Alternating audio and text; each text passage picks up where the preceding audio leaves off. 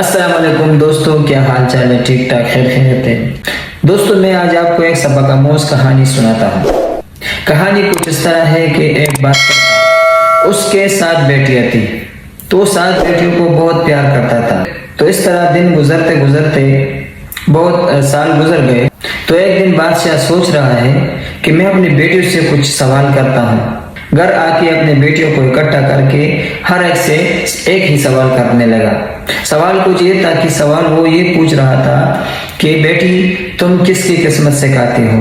ایک سے پوچھا، اس نے بولا بابا ہم تمہاری قسمت سے کہتے ہیں۔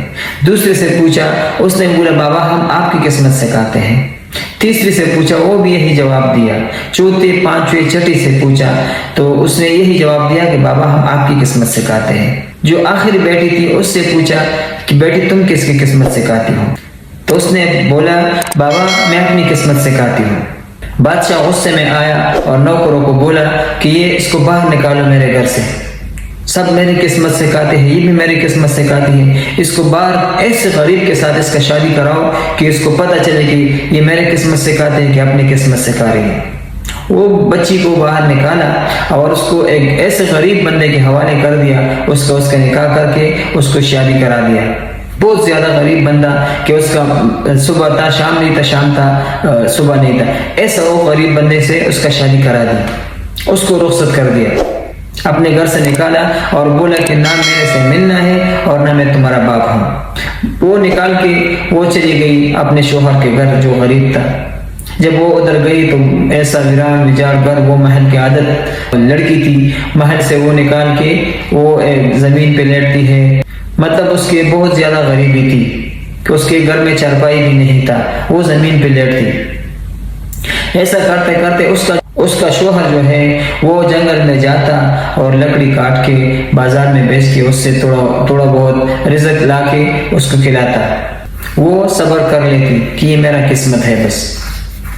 اس میں دن گزرتے گزرتے ایک دن وہ اس کا جو شوہر تھا وہ جنگل میں گیا، اس نے ایک درخت کو کاٹا، درخت جب نیچے سے نکالا اس کے نیچے خزانہ نکل آیا۔ وہ خزانہ سارا اٹھا کے گھر لے آیا، بڑی خوشی خوشی آ کے بیوی کو بولتا ہے کہ مجھے یہ چیز مل گیا ہے۔ جب وہ بازار میں لے کے گیا وہ خزانہ بہت زیادہ پیسوں کا تھا، تو وہ بیچ کے واپس آ کے ادھر اپنے گاؤں میں محل بنایا، بڑا زبردست نوکر چاکر سب کچھ لگا دیے۔ اس طرح وقت گزرتا گزرتا سال و سال گزر گئے۔ تو ایک دن اس بیٹی نے بولا کہ میرے بابا کو آپ جانتے ہو نا؟ تو ایک دن اس نے اپنے شوہر کو بولا کہ میرے بابا کو دعوت پہ بلا دے۔ وہ جا کے اس کا بادشاہ کا دعوت کیا۔ بادشاہ جب دعوت پہ آیا تو بیٹی سامنے نہیں آئی، اور جو غریب تھا وہ بادشاہ نہیں جانتا تھا کہ یہ وہی میرا داماد ہے اور اتنا امیر ہو گیا ہے۔ اس نے دعوت قبول کر کے آ کے کھانا کھا رہا ہے، اور بادشاہ کھانا کھا رہا ہے اور بہت سوچتا ہے کہ میں نے ایسا کھانا تو میں نے بھی کبھی کسی کو نہیں دیا ہے جو ابھی میں کھا رہا ہوں۔ وہ سوچتا ہے تو بیٹی اس کے پیچھے آئی اور اس کے پیچھے کھڑی ہے۔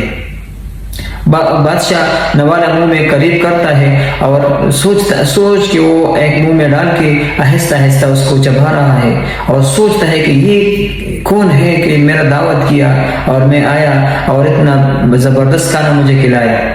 تو آخر میں وہ بیٹی سمجھتی تھی کہ میرے بابا کس بات پہ سوچ رہا ہے۔ تو بیٹی نے پیچھے سے آواز دی کہ کھاؤ کھاؤ، ہر کوئی اپنی قسمت سے کہتا ہے۔ بادشاہ نے جب پیچھے دیکھا تو اس کی بیٹی کھڑی تھی، تو وہ آپ جا کے بیٹی کو گلے لگایا کہ ہاں بیٹی پہ آپ کی بات بالکل ٹھیک تھی کہ ہر کوئی اپنی قسمت سے کہتا ہے، کوئی بھی دوسرے کا قسمت سے نہیں کہتا، ہر کسی کا اپنا اپنا قسمت ہوتا ہے۔ تو دوستو اس کہانی سے ہمیں یہ سبق ملا کہ جو بھی ہمارا قسمت ہے وہ ہمیں ملے گا، اور ہم اپنی قسمت پہ اللہ تعالیٰ کا شکر ادا کرنا چاہیے، کیونکہ جو اللہ تعالیٰ دے رہا ہے اس پہ ہم نے راضی ہونا ہے۔ ہم نے اللہ سے راضی ہونا ہے، اللہ ہم سے راضی ہوگا۔ ہم نے اللہ سے کس طرح راضی ہونا ہے کہ جو اللہ دے رہا ہے ہم اس پہ راضی، اللہ راضی۔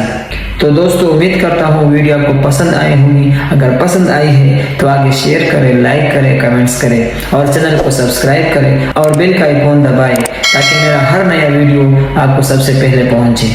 السلام علیکم۔